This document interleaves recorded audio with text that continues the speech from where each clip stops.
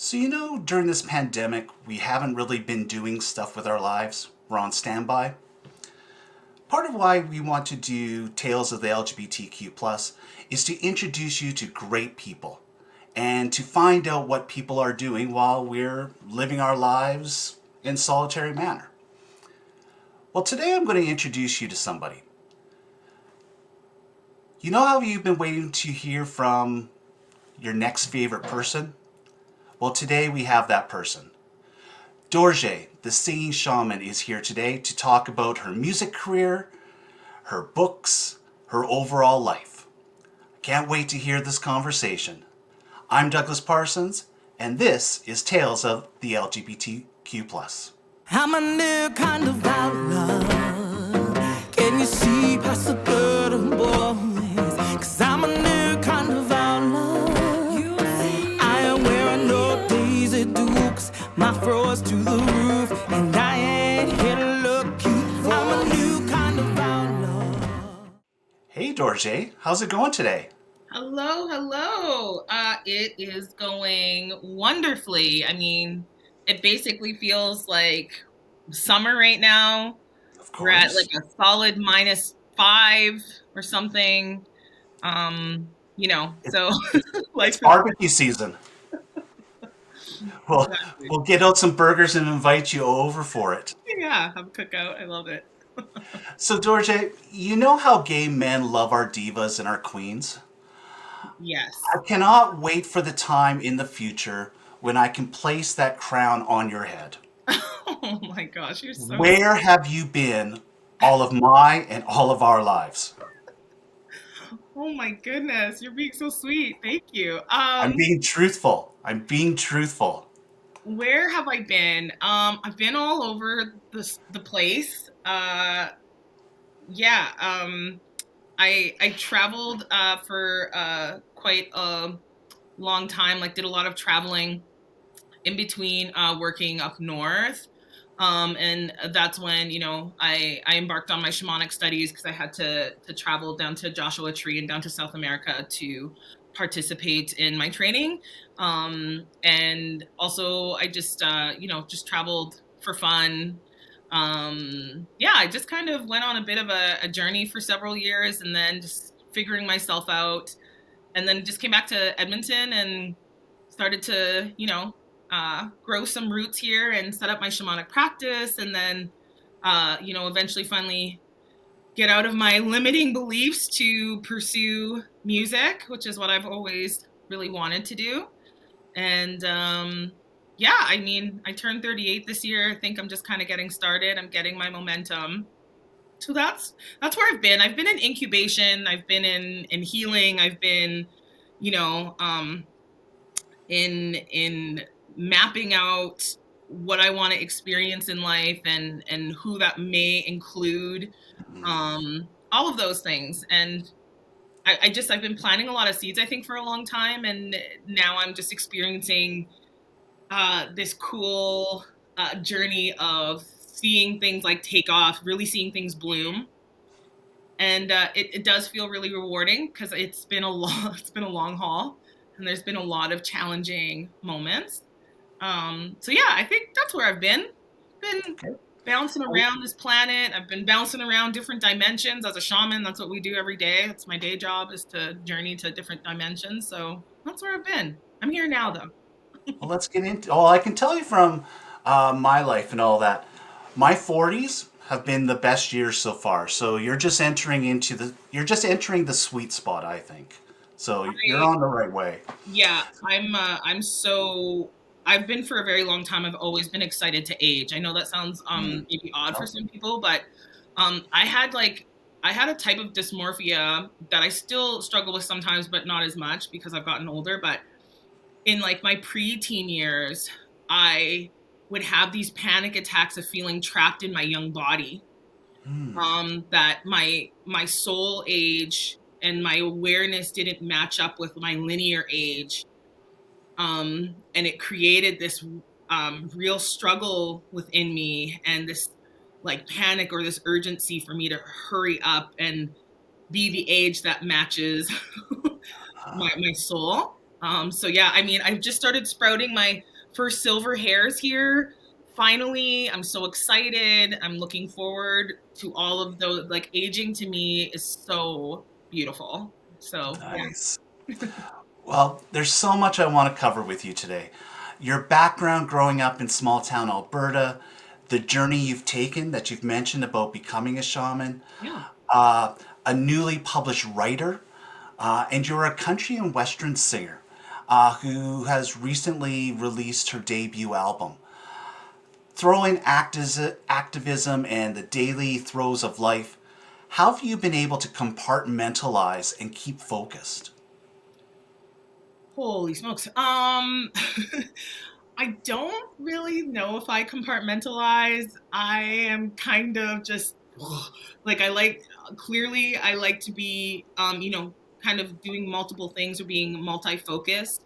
Obviously there's days I have to focus on one thing more than another, but I thrive having kind of multiple things to put my energy into, and I actually think it benefits each project, Mm, and it helps to stimulate my creativity. And it's interesting because my very first kind of in like me stepping out to be an entrepreneur years and years ago and in a totally different industry, on my business card it said jack of many trades.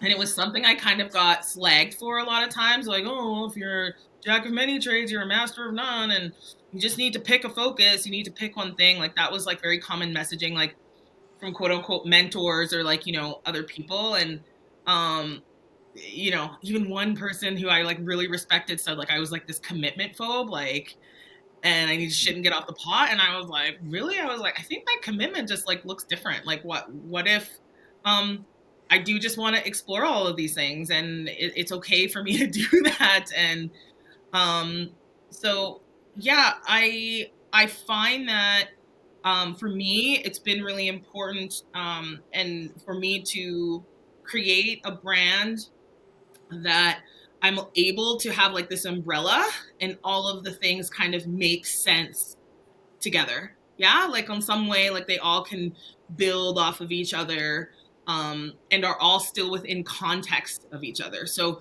I think you can hear some of me being a spiritually centered person in the lyrics of my music. absolutely. Like my singing comes into my shamanic practice because I lead and teach chanting. So I use my vocal ability in that aspect. Writing songs versus writing my chapbook series. Like I think it just all plays on each other. So I actually think there's a beautiful synergy. Um, and really it just comes down to me managing my schedule, which sometimes I'm great at and sometimes I like triple book myself. Um, yeah, so I don't think I compartmentalize. I think the goal for me is to not be in any type of duality with anything and not limiting myself either. Just being like, yeah, like if you want to do all these things, you can do them. You might need to space them out, or but yeah, I want to do it all. Like here we are, we're living life. Like let's live I'm it. glad that you didn't triple book us today because we've got you. So, and we're going to keep you for a while.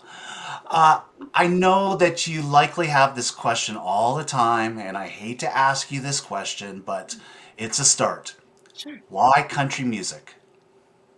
Oh, why country music? I mean, I would probably, me being a sneaky shaman, would be like, why not country music? But Mhm. why country music? I grew up on it. It's what I was exposed to, via my mom and my grandparents. My grandparents were farmers their entire life. They work, out in the rural community. Irma, Alberta is my hometown. And so just the memories of listening to CFCW on AM radio and um yeah, like that's just it. And my family in particular on my grandma's side was very musical. So there's a lot of like I guess like gospel and country influence there. My grandma came from a large family, so there were 7 siblings, and I mean we would holidays we would all get together and there would be like full on 7-part harmonies, us all gathering around the piano, um And what draws me to country music and what has always drawn me to country music is the way that stories are told. I also have a deep affinity for the traditional instruments of country music, the steel guitar, the banjo, the fiddle. Those instruments speak to me on a spiritual level, honestly. And yeah, I think also too, like, I'm a great storyteller. I'm a lyricist. That's where I have my most confidence is as a songwriter. Um, Well, so let's talk about some of those lyrics here. yeah. Let's get into it. Let's start with your new album, Mm. New Kind of Outlaw. Uh, and I have to tell you, it begins with a killer title track. When I listen to this song of yours, I envision a music video of you strolling through the saloon doors of an old bar, Yes. a close up of the people drinking and gambling staring back at you. Then the camera zooms back to you in your face when you say, "Yeah, your queen has arrived." So, what was the basis of this song for you? Um, the lyrical content itself was just really me speaking to my frustrations of, you know, my own personal experiences and just the broader experience of Black artists in country music and the barriers to entry that are very obviously there. And also, I think that underlying truth that country music originated with Black people, Mhm. people from the like slave community in the South, and and that just being like so totally erased, and including me. Like, it wasn't until I really started doing research, a few years ago, even for me, I had in my mind that I was going to be one of the only Black country artists out there ever, pretty much. And as I did more research, I was like, oh shit, there's a fuck ton of BIPOC country artists. There's actually a really great community of LGBTQ 2S plus country musicians. We're just not getting the same platforms. we're not being bolstered. We're not being amplified. We're not getting those opportunities. Um, so yeah, it really, that period of education for me was just integral. And then once you see that stuff, you can't unsee it. And with it comes the little girl in me who had these heroes in country music, and realizing how they've contributed to the continuation of erasure of Black folks in country music. And so that's been tough for me to reconcile. you know uh yeah, so New Kind of Outlaw just came from that, of just like my lived experience, and also the things I was continuing to observe. And I just had to say it, and like, it was just really cathartic for me. And I think also too, even like a year and a half ago, I maybe wouldn't have like released that song. I think I would have still been a bit too scared to do it, to that risk of being polarizing or whatever that is. And I think I just hit that breaking point for myself, in particular, like after, I call it racism 2020 last year, Mhm. after George Floyd was murdered. And I was just like, you know what, like, fuck it, like, what who I need to stop, because the fear there with releasing that song was like, how is that going to affect white people? And that in itself is the issue Yeah. of, I don't want to center white people's feelings, in particular when I'm actually just telling the truth. And if that's a hard truth for them to hear and receive, like, I mean, that's on them. They need to do their work on that. But I have, I am still unpacking my racial trauma. I haven't felt safe and empowered to do so up until a few years ago. I had this catalyst moment.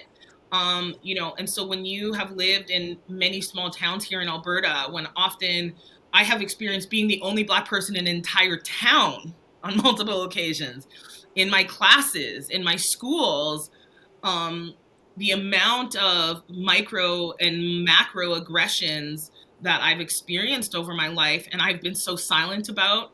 I've tried to just assimilate as best I can. I've tried to, repress those things, and try to, I've tokenized myself. I've internalized that racism. And like, I'm just done with that. And so that was just a culmination of what New Kind of Outlaw was about, and lyrically, and just kind of giving a bit of a history lesson, and also honoring and amplifying the Black femmes who are in country music already, who have already opened up doors for me. And just the thought that, New Kind of Outlaw is a bop for sure. I think it's like, a lot of people are just like, I just listen to that song on repeat. And so to me, the excitement of someone singing Linda Martell's name or Mickey Guyton's name is really, really exciting. And also, there's been this other thing for me, which is a goal, is to just make country music more accessible, um, to create a safe space for Black folks, queer folks to, enjoy country music and to offer a different musical perspective. And that's been something that's been very fulfilling. I've had multiple Black people tell me that they don't listen to country music, but they love what I'm doing. And that's very rewarding as well. So that's where New Kind of Outlaw comes from. So, yeah, and we're going to dive deep into the song here because I think it's brilliant. It's a banger. It needs to be played everywhere. Thank you. A typical trope used by male country singers when they're trying to accumulate their street cred in country music is when they name drop Waylon Jennings, Johnny Cash, George Jones, etc. Mm. Hearing this song, you list the names of incredible female country roots Americana singers, Yeah.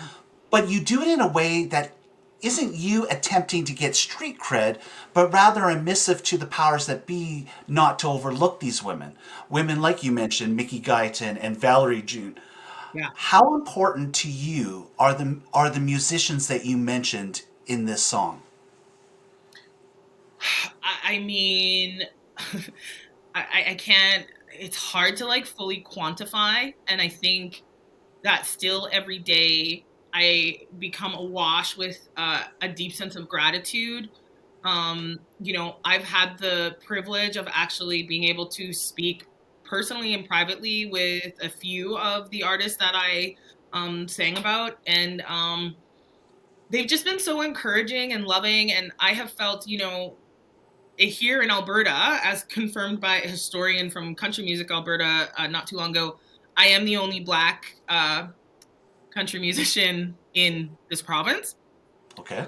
Um, as far as they can find, they can't find anyone else thus far from the past. That doesn't mean that there isn't anyone out there, but at least on a professional level or getting, I guess, recognition.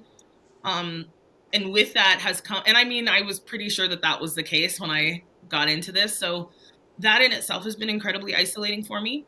I think it's hard to be an artist in general. So, but to add in this other element, it's really challenging. It's very isolating because obviously, like, there's only so much that my white counterparts can fully understand about my experience. Mhm. And so to be able to feel like I was invited into that sisterhood, even though, they're all based in like Nashville and North Carolina and LA and that kind of stuff. They've just been really gracious. Reese Palmer, who hosts a show called Color Me Country, she has a foundation that helps Black country music artists, like that she generates or takes funds and donations and distributes them. And she's helped me with just setting me up with some PR. Just just being helpful, just being encouraging, and yeah, so that's what they just mean so much to me personally. And as an artist now, but like the little Black girl that I'm still healing, that I'm still working with healing. And I never saw anyone that looked like me in country music, watching hours of CMT, after school. I never saw anyone that looked like me. And the weight of that didn't fully hit me until just a few years ago. So there's still like this mourning and this grief and this resentment that comes up, like these repressed emotions. So to have that space where I feel like I'm truly seen because they've lived it too. You can't really quantify, I think, fully or put a price on how meaningful it is and what they mean to me. Yeah, I can understand that in the level that I can with my My skin color, my gender, my hair color, it gives me a currency in life that Yeah. I didn't understand until the last few years, for sure. Yeah. And I know when I listened to Mickey Guyton's Black Like Me for the first time, it struck me so hard, but I know that I can never understand at that level that you yourself, you've been talking about today, that I wish we had it 20 years ago. I wish we had it all along. I'm Yeah. glad it's happening now, though. That's for Yeah. sure. You mentioned your lyrics. You do write some damn good lyrics, and I'm gonna just bring up the lyrics in your first verse here. Yeah. I'm a new kind of outlaw, so no mainstream radio. Yeah. When you're a new kind of outlaw like me, they ain't feeling your black queer flow. My ass is fat It with a is. capital F. And With CMT forgot to air my show. yeah. Country music, what you going to do? Yeah. That's just the first verse. Damn! Bravo! Um, with country music seemingly in the last few weeks accepting TJ Osborne from the Osborne brothers and his recent coming out of the closet, and the backlash against Morgan Wallen for using that word amongst many other things that he's done. Do you see there might be more of an opening now for a black queer woman like yourself who loves country music? Will country music love her in return? To steal a lyric from you. Yeah. I think I will say in recent weeks I'm seeing some momentum that seems like we're starting to head in the right direction. I think that for me, I've really had to think about what it is that I'm really looking to experience as an artist and like how do I protect my experience as an artist? And yeah, the lyrics come from, I mean, like those lyrics are backed by statistics, and the statistics are there are still under 5% of BIPOC folks on any type of mainstream airplay, any airplay, radio airplay in country music. It's less than 1% for the LGBTQ2S plus community. So I'm really just, again, I'm singing just the facts. And because I check those boxes, well, there you go. The slight, or I guess the comment to CMT was a really frustrating moment last year of them, celebrating Pride and like making a big deal about how, they're down with the gays. And, so they were doing this showcase, and somebody, one artist, a queer artist that I love, Jamie Wyatt, who is white, she had posted about it, and there was like multiple slides of LGBTQ 2S plus folks that they were going to be featuring, and they were all white. I'm just like, Oh, the oh, fuck? I'm like, listen, I'm like, Pride wouldn't exist without Black queer people. Like, what the fuck? So, like, it's just that place of, and and I made a comment on Jamie's thing. I said, wow, still so white though. And she yeah, responded and agreed, but like, to me, that's an opportunity even for Jamie, who I'm sure is marginalized. But I mean, she can hide the fact that she's queer, right? Like, I can't hide the fact that I'm Black. And I think it's those moments, like, if you even have a little bit more privilege or in a position of power, like, to me, that should have been Jamie going, like, hey, why don't we have any Black folks here? We need to like make sure that we are also amplifying them. And I think, and actually that being said, I do think that at some point later on that month, they did feature Amethyst Kaya, who's a part of our Native Daughters. But like, it's just there. For me, it just becomes it's not genuine. It's fucking, it's performative. And CMT is going to act in their best interests. And I think that regardless, until like we see long-term sustained consistent change and really see those stats change, to me it is going to continue to be performative, because CMT radio are, radio stations, record labels, they are always going to act in their best interests and where they think that they can, make a buck. So like if that's it, like that's capitalism. which white supremacy was created for, was to Systemic maintain racism. that. Exactly it. So Yeah. yeah, it's like, and also too, I think that there's that place of like, I'm grateful on some level. I can appreciate that CMT is trying to be more inclusive, but also, yeah, like I said, I have some repressed, like, or I still feel resentful that it took you so fucking long. Like, it started in like pretty much, like, why did it take so long? And if you're supposed to be a leader, so it's like, it's like that. I don't want to applaud CMT. Like, I'm not fucking patting CMT on the back for just doing the right thing. And they should have done it a long fucking time ago, because they have benefited and profited off of country music, which originated from Black people. They're eating from a table that Black people fucking built. And I think folks need to have better table manners. And we don't need just one seat at the table. We need to have multiple fucking seats at the table. And when we talk about the culture that Black people in general bring forward, it permeates almost every aspect of us in like the creative realms, in music, in every genre, in fashion, in art. And I think it's just like, again, people want to enjoy Black culture, but like they don't understand what comes with that. And a part of the reason for me why I believe that Black folks in general are so innovative in anything, it's because we've had to survive, because we've had to assimilate, because we've had to solve problems, because we didn't have the access to resources or that same level of support that our white counterparts have had over the years. So that also translates into what we're doing within our creative avenues and channels. And I think it's great that people from all races are inspired by that. But like, if you are going to benefit in any way from any of that, then I think you should be standing side us, like, speaking up for us and making sure that we get that same treatment, right? Yeah, total agreement, absolute agreement.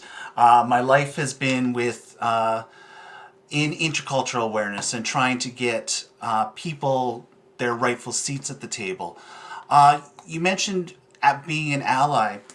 So, what can a person who's listening to us today, what can a person do to be an ally, to make sure that we're using our voices, but at the same time, not overpowering your voice or saying, hey, as a white person, I can open up this avenue for you, and those type of things that, while it's well meaning and the heart is in the right place, we might not be doing it right. So, are there suggestions that of what we can do as an ally to you and others, other people, I should say, other people who've been marginalized and put to the margins when it comes to their creativity?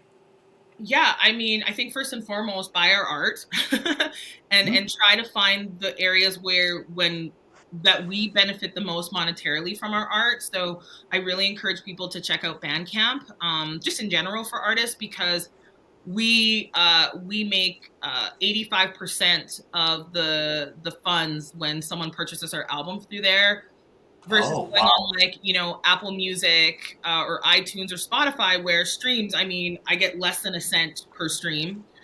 I've made more on one day of sales. Like Bandcamp Fridays too is what they've done, is so they have a Friday once a month or once every 2 months where we get 100% of the proceeds.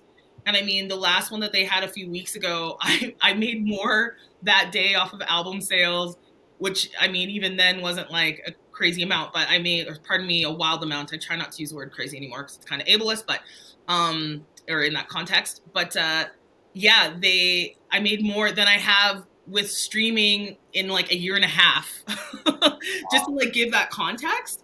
And what I made from streaming over the last year and a half just paid for me to repay the distribution company the yearly fee for them to host my music. So again, these big companies, and the same like with iTunes, like we don't get to choose the price of our album.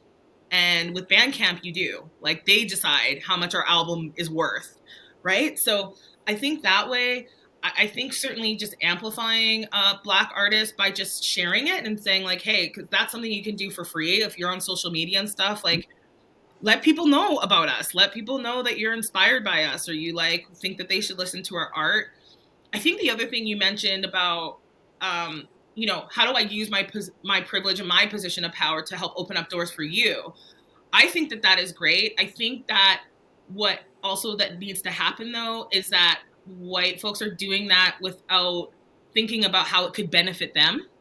So Mm-hmm. like doing it in a way that like you're not like you're not going to get public accolades for it, or you're not I have somebody who's been really really great, um who happens to be gay, but they're white and they have a huge network.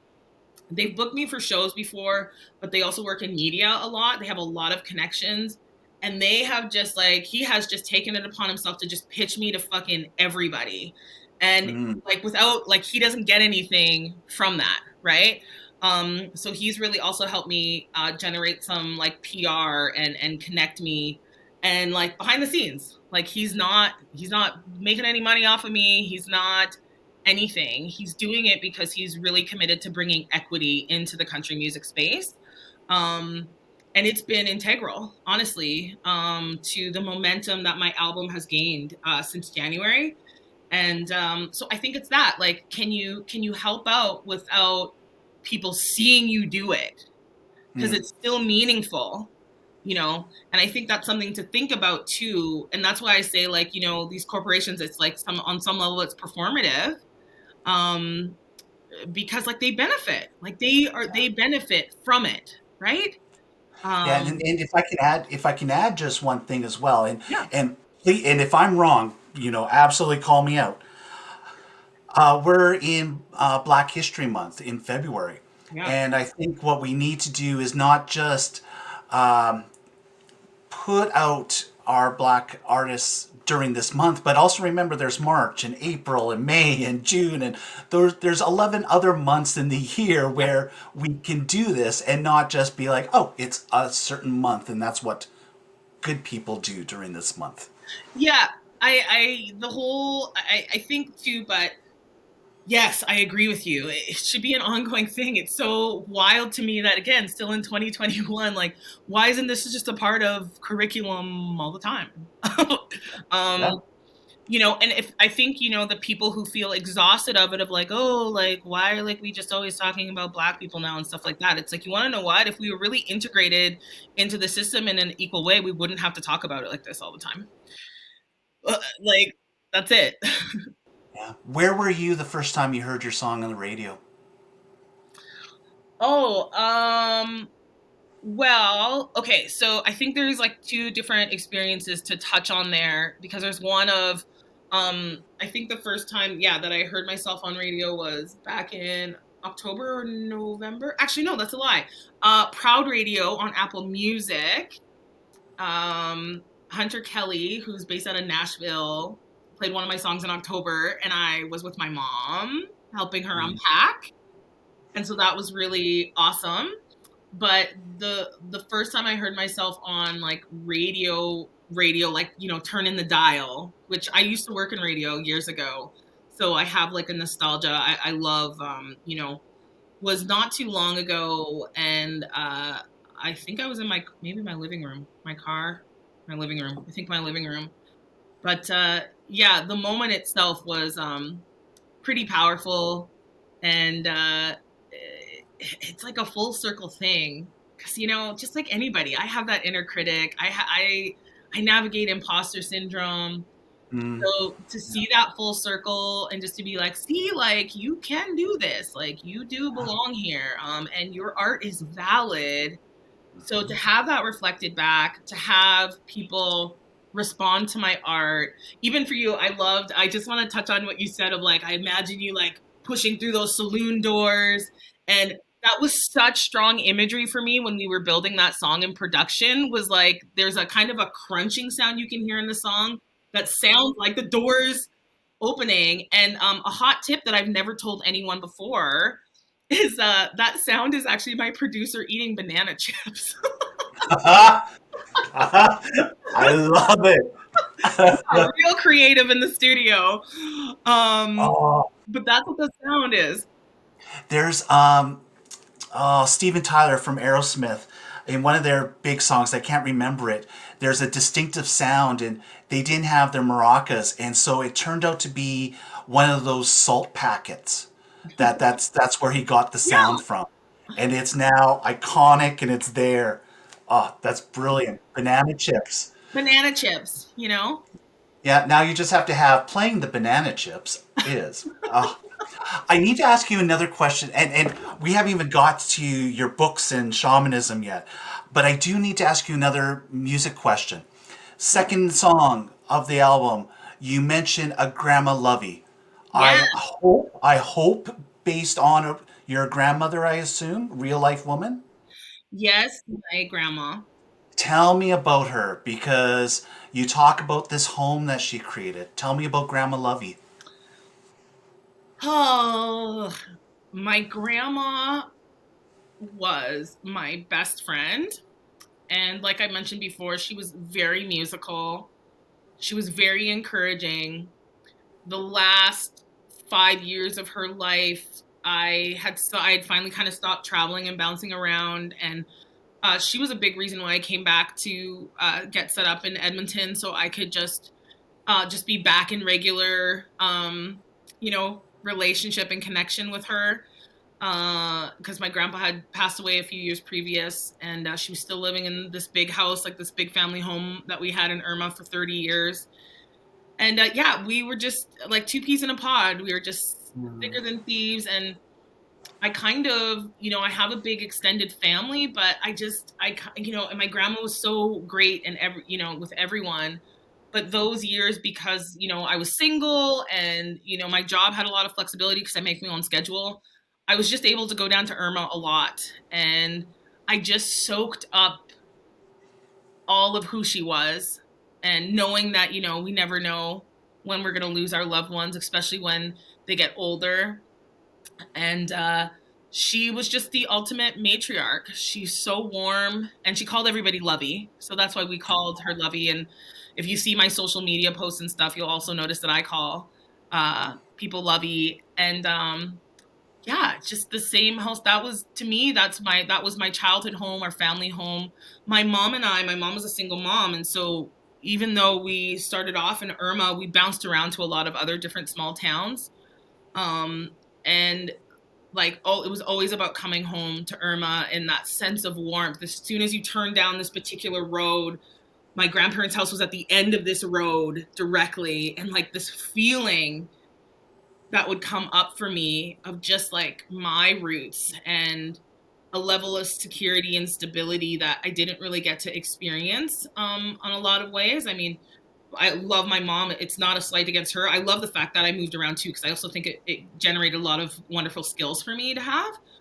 But to have the balance of that, and yeah, she was just amazing. I was in the room with her when she took her last breath. As a shaman, I had the honor of performing death rites on her. And she never, sorry, it's like, she never got to see me on stage. So, because I was still like working through like my shit and thinking like I'm not good enough. And she always, like, we had been to a Johnny Reed concert, and I remember her, she knew that I wanted to do it, but she said, Tiffy, I just see you up there. Like, you are going to be up there. And like, even still then, I didn't really believe it. And yeah, so I think it's not that I have any regrets, but there's that part of me that like wishes that she could see what I'm doing now. Yeah. And that song is so cathartic for me. And it's making me cry, obviously, because I miss her so much. She passed away like 2.5 years ago now. But I put that song on repeat, and I'll just like walk around the neighborhood and just like ugly cry. Like, And you've earned that right. You've yeah, earned it. yeah. So she was so influential in me, just her generosity, her kindness, her love and acceptance of people, her musicality. She was a multi-instrumentalist. She played the banjo, the guitar, the piano, the pump organ, the accordion, the harmonica. She was a writer. Like, she was just so cool and magnetic, So that's who Mm. Grandma Lovey is. Lorna Grace Jackson. Yeah. She sounds brilliant and amazing, and um, as a quick aside and all that, I still think I see her in you here.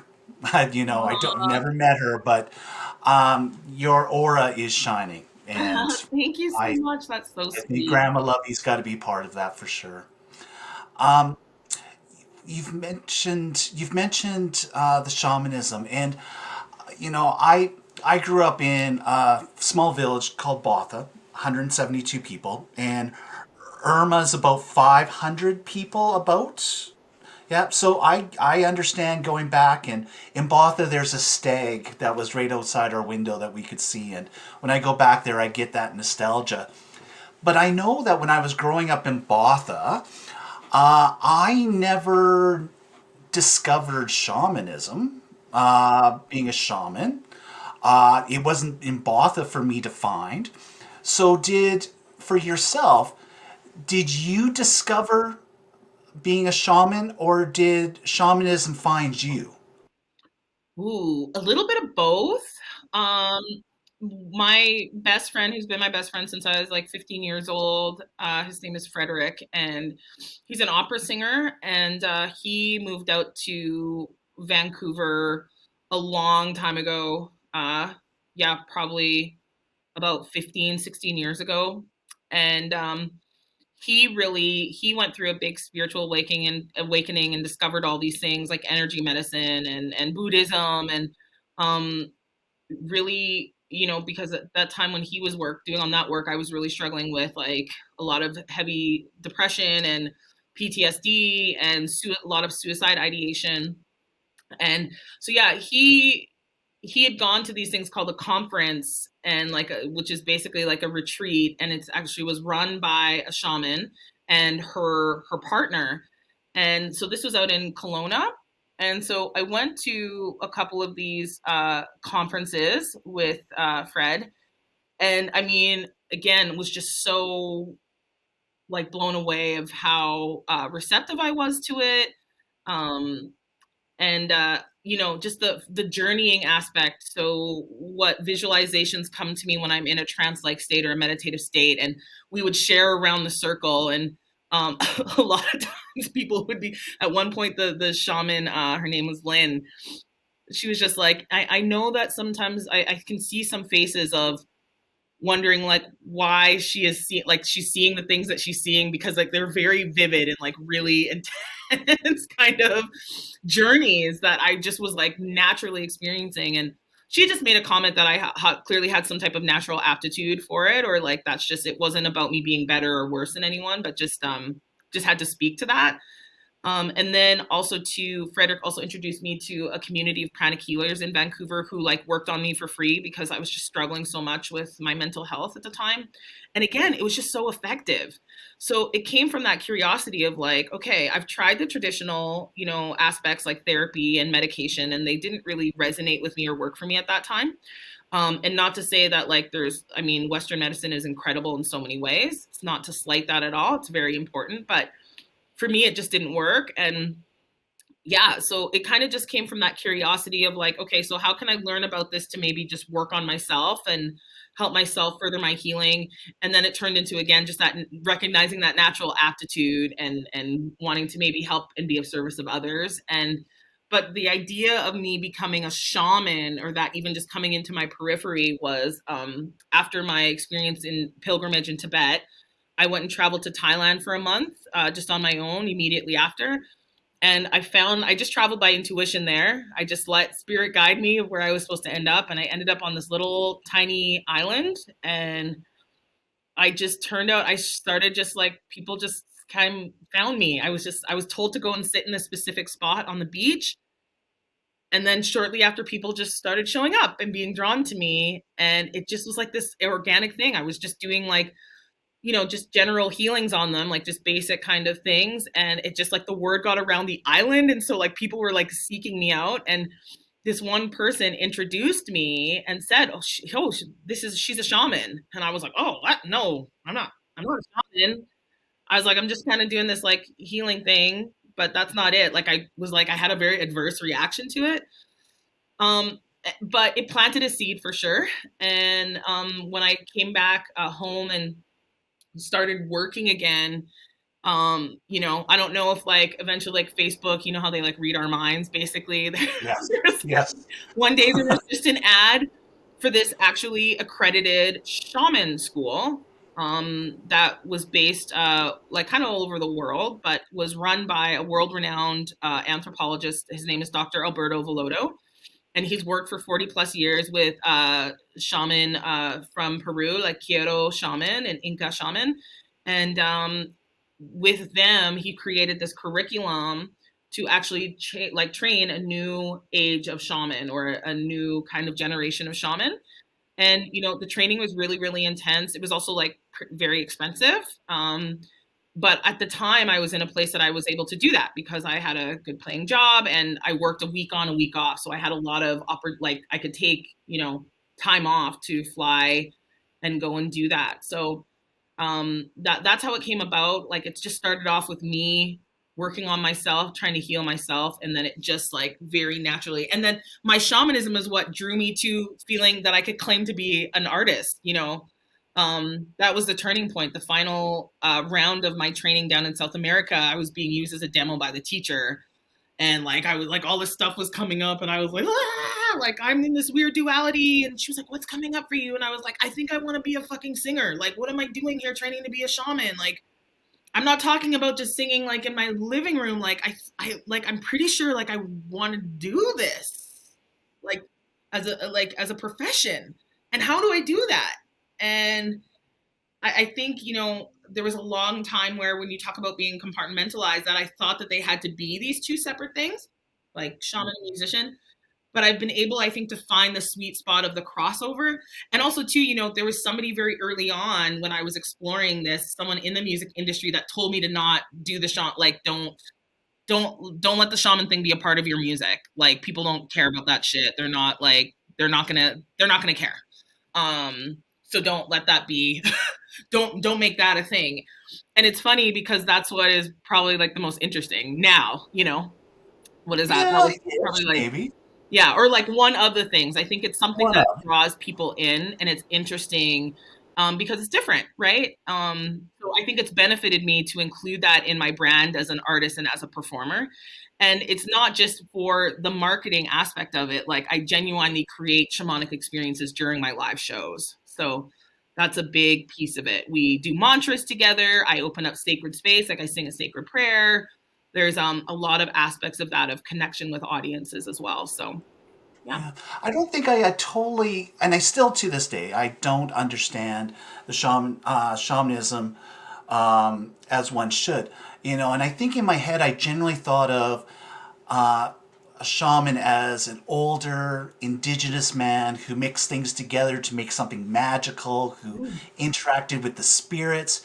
Yet, when I read your books, titled Shit My Shaman Says, Volumes 1 and Volume 2, Yeah. I found it to be very grounding. There was a heaping dose of mindfulness to it. And so my original thought about shamanism seems out of whack with what I thought it was before. Yeah.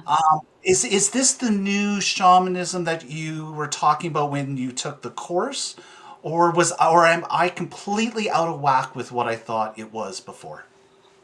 Well, I don't think you're completely out of whack. I think on some level, what you're speaking to is probably like some of it feels a bit stereotypical. And I mean, that's not necessarily a bad thing. I think like, but what is being offered through media, through consumption of like the idea of what a shaman is, the idea, like shamanism is our oldest medicine as a people, as a human race. And shamanism, it happens in all cultures, or did. I mean, in many cultures. There's Celtic shamanism, there's Tibetan shamanism, there's South American, there's obviously North American shamanism. Or sorry, I mean, it's not North American shamanism, but like the indigenous peoples of what we now call so-called North America.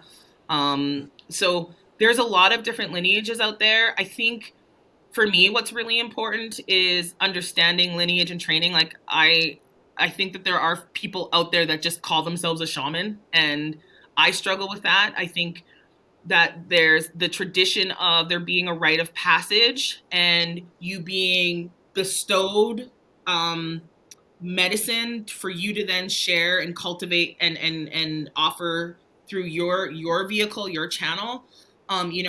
for me, my lineage on both sides, so with like my Buddhist practitioner, I've been bestowed empowerments by my guru that I have been able to carry forward as a part of my medicine, because I've taken refuge in that. That's my way of life.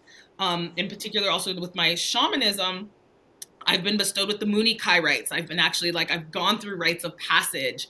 I've walked the medicine wheel. And I think that to me is what is really important. I think that there are a lot of folks out there that don't actually really understand that depth of it. And they think that they can just hop on and be like, I'm a shaman. And I'm like, whichever. And I think, yeah, sometimes you can just like go outside of the label of what that is. But for me, that designation comes with a lot of hard work. It comes with doing things the appropriate way. So making sure like I'm not just learning, a style of shamanism, that doesn't have like, in my mind, it's not rooted in any real history. And it's just something that someone's just decided one day, like, and that does happen. It's actually pretty common.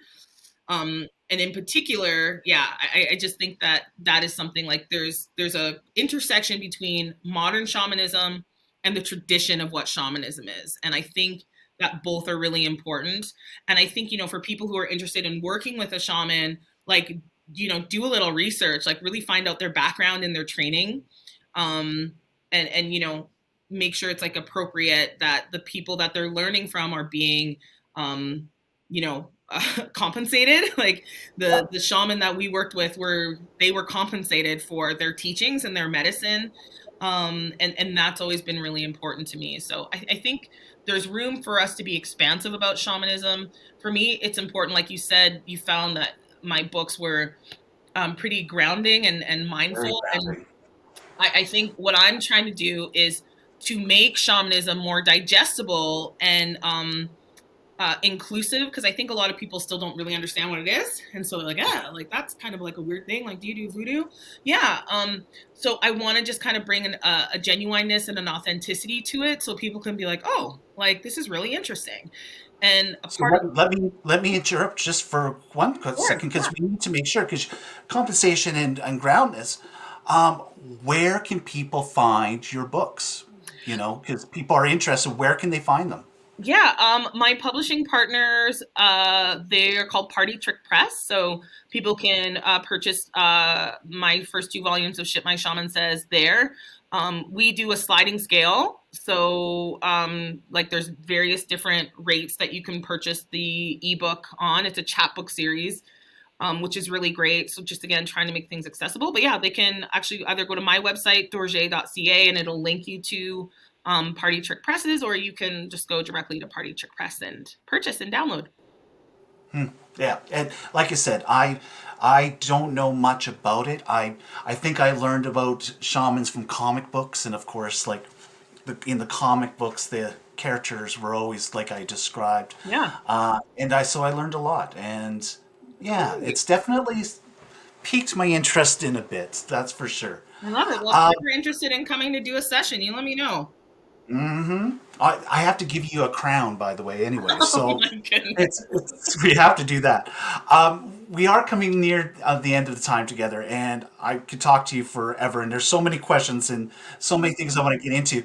We never even really got into, the show's called Tales of the LGBTQ plus, but we never really talked about your queerness at all.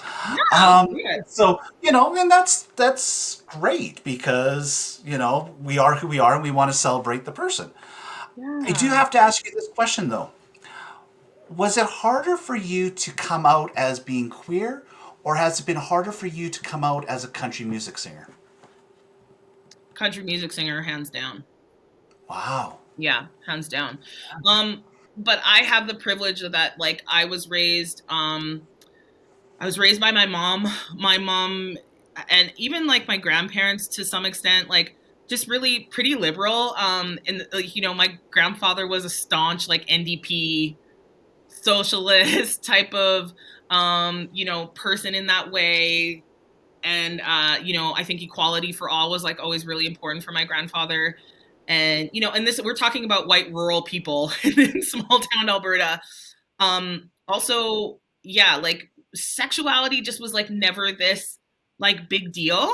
Um, I never really came out, like, and the people in my life, like, no one is surprised that like I'm dating outside of, gender binary, like whatever. I think people have people who are close to me have always had a sense that I'm this pretty kind of freewheeling, explorative um, type of person. But yeah, I haven't really had to come out, like, and that's a privilege. Like, truly was a privilege, and I know that that's not the norm.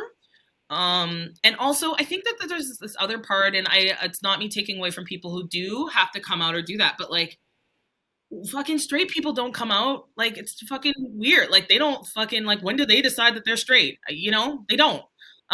We don't decide that we're whichever. I think the biggest thing for me that was a blockage in terms of my queerness, because of like my past sexual traumas and stuff like that, was me opening myself up to emotional relationships with anyone other than a cis man. So like I would engage in like physical dynamics for sure. But until I got further along in my healing, I had like this subconscious block around like I can't actually be in a relationship with a woman or a trans person, but I can sleep with them for sure, and flirt with them, and that kind of stuff. So yeah, coming out as a country artist was way harder for me because people automatically, as soon as I said that I was going to start doing music or pursuing it, I mean, the assumption was placed upon me that I would be doing soul and R&B music. Motown. The amount of times that people have, like, I've been told I don't look like a country music singer. The idea, like the fact that like I haven't seen, that we're not like being represented appropriately in the mainstream. Also, like, even just little things like, my partner took me to Lamley's Western wear store last year for my birthday because I needed a new pair of cowboy boots. Because they're just worn out, like haven't been able to wear them for a long time because they're so worn out. And they took me there as a surprise to have me pick out a pair of cowboy boots. And the person who helped us was really lovely and helpful. And so we got the boots and we're going up to the till. And, the other person, a different person that was working at the till was just like, oh, like, are you guys here like shopping for Halloween costumes? No? Is it so outside, like far outside your realm? And then my partner right away was like, no, we're buying her cowboy boots because she needs new cowboy boots. And also she's a country music singer. And it's just like, oh, really? Like, it's just such a shocking thing for people to kind of invite in. And again, it's just like, why? Like, and it just speaks to like still where we're at, So yeah, way harder for me to come out as a country music. I felt way more barriers in that dynamic for me. I think that is really unique than me being queer. That aspect of who I am. I'm so blessed that I have people in my life that love and accept me no matter what. And it's just like it's a non-issue. It's not anything. Cowboy boots.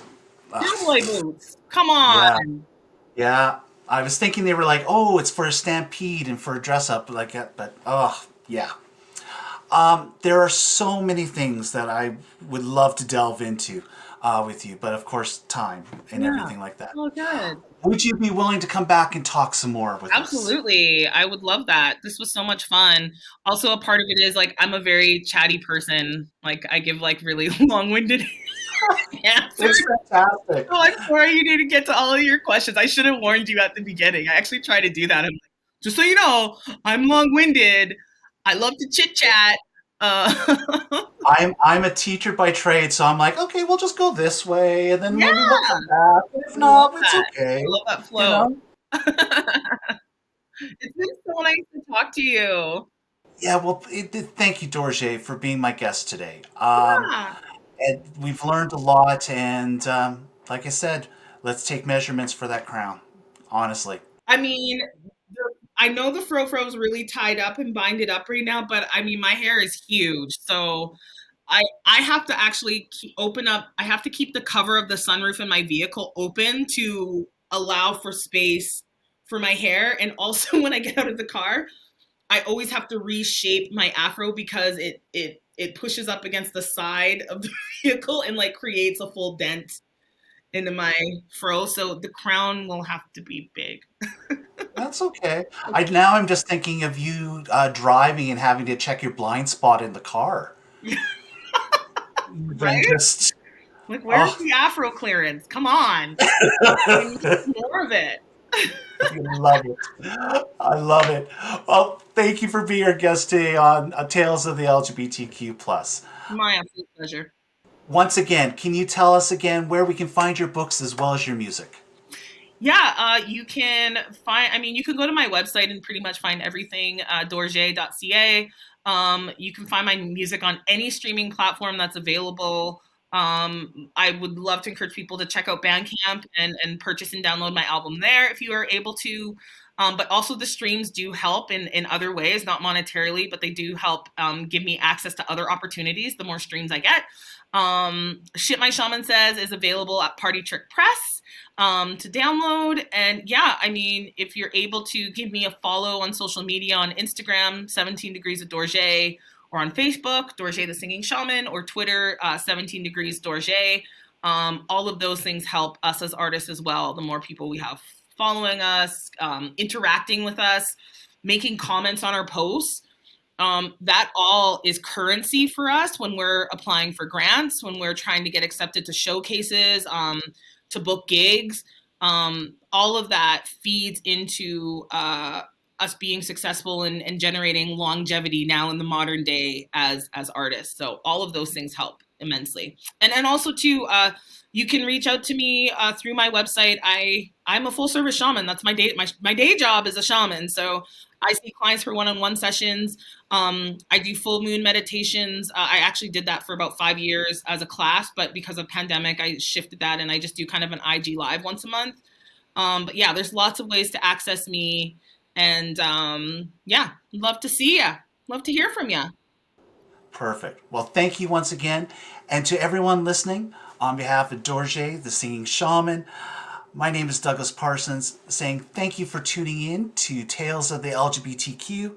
Until next time, telling you to be good, and please remember to text when you get home. Until next time. I'm a new kind of outlaw. Can you see past the burden boys? Cause I'm a new kind of outlaw. I am wearing no Daisy Dukes. My ass is bad. TLT forgot to air my show. Country music, what you want?